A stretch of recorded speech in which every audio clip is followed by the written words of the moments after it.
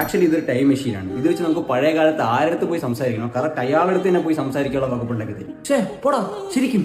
എന്നാലേ എനിക്ക് എന്റെ അപ്പൂപ്പനെ ഒന്ന് കാണാൻ പറ്റൂ. അച്ചോടാ അപ്പൂപ്പൻ അത്രയ്ക്ക് ഇഷ്ടമാ? ആ ഒരുപാട് ഇഷ്ടമാ.